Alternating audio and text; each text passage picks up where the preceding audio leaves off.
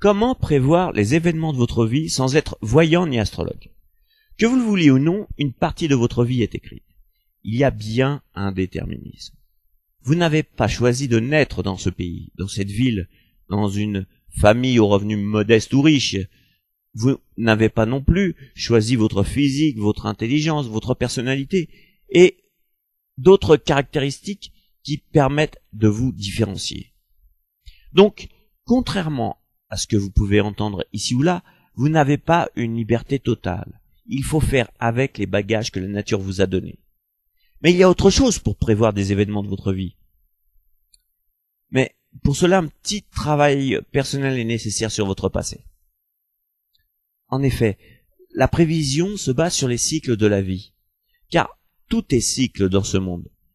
Les cycles de saison, ils reviennent chaque année, les cycles de reproduction animale, le cycle des planètes, de la Lune, le cycle de la femme, les cycles du sommeil, etc.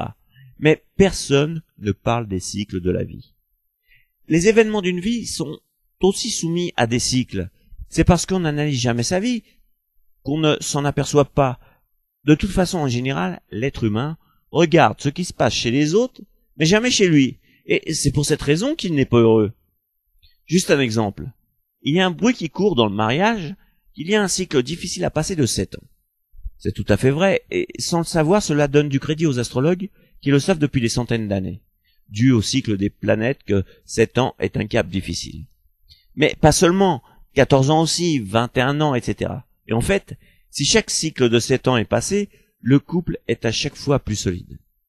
Alors, dans la vie, il y a des cycles valables pour tous les êtres humains, et des cycles typiques à chaque personne. Comment les trouver?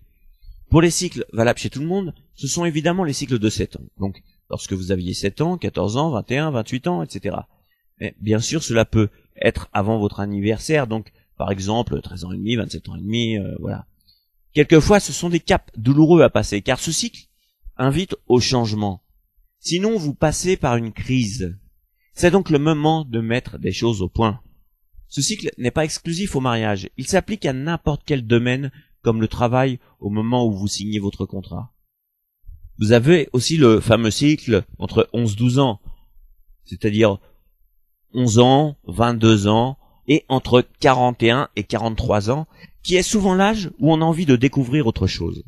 Vous avez envie de nouveautés, de changer votre vie, de recommencer quelque chose de neuf, etc.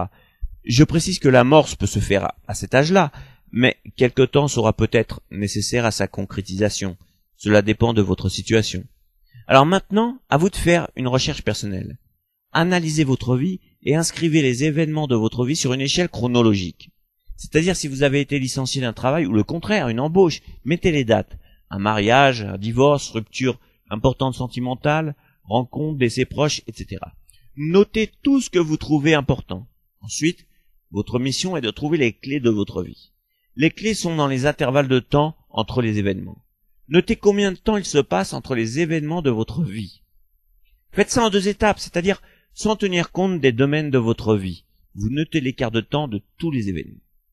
Par exemple, si entre votre divorce et un licenciement il s'est passé 4 ans, notez-le et ainsi de suite. Ensuite, vous faites la même chose dans chaque domaine de votre vie. Amour, santé et travail. Par exemple, s'il s'est passé 6 ans entre 2 rencontres sentimentales, notez-le. Une fois que vous avez fait tout ça, vous devez trouver un rythme dans votre vie. Par exemple, si un rythme de 5 ou 6 ans ressort particulièrement dans votre vie sentimentale, il est probable que quelque chose va se passer 5 ou 6 ans après le dernier événement. Je pense que vous avez compris le principe. Quand vous avez trouvé des événements qui reviennent régulièrement, c'est que vous avez un cycle de vie. Notez-le et vous pourrez prévoir l'année de vos prochains événements. Mais attention, noter les événements ne veut pas dire tout noter.